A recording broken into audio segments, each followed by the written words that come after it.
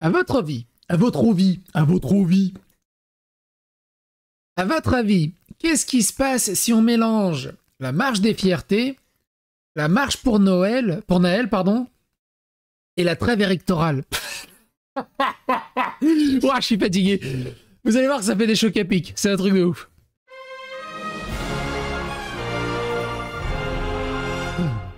Attention, please.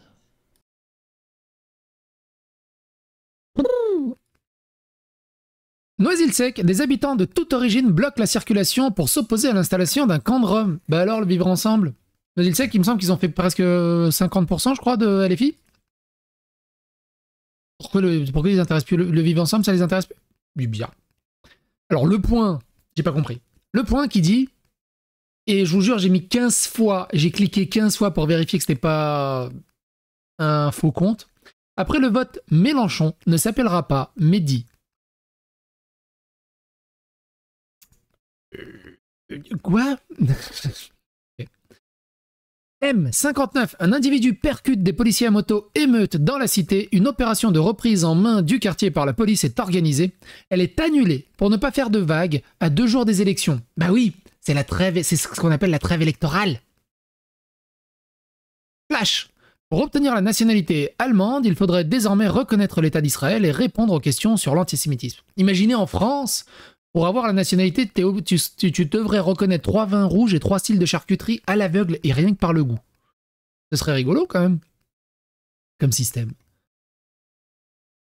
Le collectif Eros, viré de la marche des fiertés par des activistes d'ultra-gauche. Ce collectif lancé par Johan Power se présente comme un groupe de gays patriotes opposés aux dérives LGBTQI+, et multiculturelles. Je vous rappelle qu'il existe des gays de droite, ça existe. Ils se sont fait déboîter. Les dérives LGBTQ, l'idéologie LGBT, la doxa LGBT, ce qu'on appelle l'agenda LGBT, qui est poursuivi par le wokisme et tout ça, est profondément homophobe. Et ça, ils ont beaucoup de mal avec ce discours. L'Iran enregistre 172 mariages de fillettes âgées de 5 à 9 ans, mais les féministes et les woke occidentaux rompichent. La haine et le fascisme d'une minorité d'égoïstes qui pourrit toute la société qui ne respecte aucune loi. Marche des fiertés 2024, la jeunesse emmerde le Front National, chantent les manifestants. Mila aurait été enfarinée et Vincent Lapierre aurait subi un vol de matériel. Alors, on peut enlever le conditionnel, ils ont été volés et enfarinés. Enfin, Mila a été enfarinée et Vincent Lapierre a été bousculé et volé de matériel, on va voir ça juste après. Pareil, c'est on est dans le cadre du silence électoral. Normalement, et ça touche tout le monde. Il y en a qui disent non, mais ça touche que les politiques et les journalistes. Non, tout le monde se doit de respecter le silence électoral. C'est d'autant plus aggravant quand des politiciens et journalistes ne le respectent pas. Mais ça touche également les influenceurs, ça touche également les gens dans la rue, ça touche normalement tout le monde. C'est-à-dire en plus une manifestation officielle, normalement, la police devrait être là pour faire respecter le silence électoral. Mais elle ne le fait pas. Pourquoi? Ça, c'est une autre histoire. Gays patriotes contre le wokisme et l'islamisation de la France, ils sont allés défendre leur position à la Gay Pride, enfin, à la marche des fiertés, on dit plus Gay Pride d'ailleurs, et ont été agressés par les Antifa. Soutien à Mediapower, blablabla. Vu qu'on est normalement en trêve électorale, comment la police et le gouvernement laissent faire ça? Des rassemblements islamistes, anti-rassemblement national, en soutien au nouveau Front populaire, avec un discours, je vous laisse quelques secondes du début. Avec courage et avec détermination, que nous sommes prêts au sacrifice pour ces valeurs qui sont les nôtres. Vous avez compris, hein, si le RN passe, ils sont prêts au sacrifice. Souvenez-vous, hein, le Monde, dans la précédente vidéo, on avait vu que si le RN passait, le Monde me expliquait que ça allait pousser les musulmans à devenir encore plus radicaux. En gros, encore plus d'attentats. Et ça sera évidemment la faute du RN. Sur le Coran, voilà. Nous, on est là pour la carte vitale. Wallah, on nique la France. Bon, bref, vous avez compris l'idée. Même en silence, il transpire la racaille. C'est ça qui est balèze. Hein. Plusieurs centaines de personnes participent à une marche silencieuse en hommage à Naël. 1 an après sa mort, Regardez, c'est quoi pour eux une marche silencieuse dans le respect. Ça va trop vite, ça va trop vite, ça va vite. Ça va vite. Doucement, doucement. Allez, doucement, recule, recule.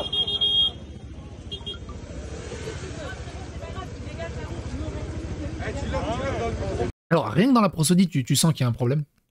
Et que ils auront énormément de mal à s'intégrer dans la société. Il y a un autre truc que je comprends pas. C'est quoi ces coupes de cheveux? D'où ça vient? C'est quoi? C'est un joueur de foot qui a popularisé ça? C'est un rappeur? Pourquoi ils ont tous ces coupes de cheveux? C'est un truc de fou. Tu vois cette coupe de cheveux, tu sais directement que c'est un mec que tu peux pas faire confiance, en fait. Limite, tu changes de trottoir, quoi. Je sais pas d'où vient cette coupe de cheveux. Si quelqu'un peut m'expliquer. Vincent Lapierre agressé par des antifas et sa caméra volée. Les antifas sont des ordures néo-fachos mercenaires de gauchistes. Vincent Lapierre qui témoigne et dit « Je viens de me faire agresser et voler ma caméra 17 avenue Corentin Cariou à Paris par des antifas. Si vous voulez m'aider concrètement à la récupérer, c'est maintenant, je vous attends. » Apparemment, la caméra a coûté 5000 balles. C'est un enfer. Un enfer. Donc, Eros, les militants qui se sont fait agresser à la marche des fiertés. Témoignage. Nous sommes donc évacués de la Gay Pride de toute urgence, hein, voilà, puisque nous avons été agressés en l'espace de 5 minutes par des antifas qui ont été donc très violents, ultra violents. Donc de l'homophobie classique, quoi. On ne respecte pas les orientations sexuelles des gens. Et donc, voilà. Et Mila qui s'est fait enfariner derrière. D'ailleurs, souvenez-vous, dans une précédente vidéo, on a vu qu'il y avait un gauchiste qui disait qu'il n'y a pas d'homophobie dans les cités. Il avait subi beaucoup plus d'homophobie à Sciences Po et dans les quartiers riches. Mais c'est quand même la faute.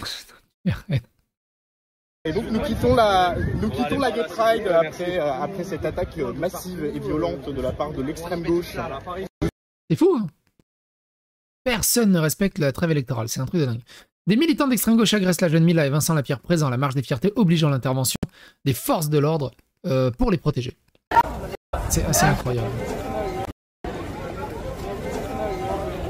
Incroyable. Un témoignage qui est assez intéressant ici, partagé par Bouli. Mes voisins se sont réunis dehors pour boire l'apéro avec les fenêtres ouvertes, je les ai entendus forcément. Il faut nettoyer la France, dit la mamie du 2e étage. Pas impossible que je nettoie son paillasson avec la litière de mes chats, du coup. Je trouve que le pire dans cette campagne a vraiment été de découvrir à quel point partout, sans exception, on est entouré de connards racistes. Là, ils en sont à discuter de rétablir la peine de mort pour vider les prisons. Tellement envie de balancer un seau d'eau froide, putain. Les gens ont plus d'amour et plus de cœur et plus d'empathie pour la racaille des délinquants qui foutent en l'air la société et en veulent à mort à des gens qui s'outrent des gens qui foutent en l'air la société. Comment tu veux construire une société équitable avec ça? C'est compliqué quand même. Véhicule en feu, pompiers, cible de projectiles, 2e nuit d'émeute, quartier Jean Monnet à Cholet, les jeunes commémoraient la mort de Naël.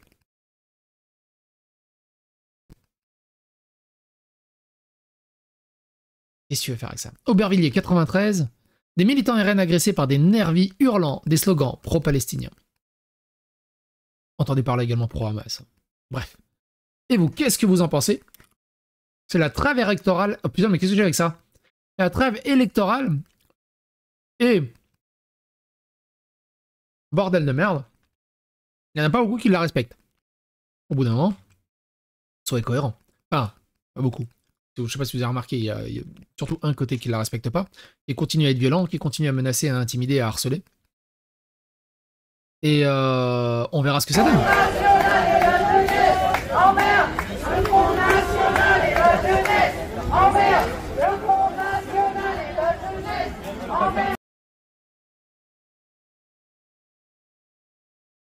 C'est pas gagné. C'est vraiment pas gagné. De toute façon, que ce soit l'un ou l'autre, ça va être le bordel. Un bordel monstrueux. On verra bien ce que ça va donner. Bisous à vous. Merde, il est où le bouton? Il est là. Mais tu te fous de ma gueule, mon générique de fin?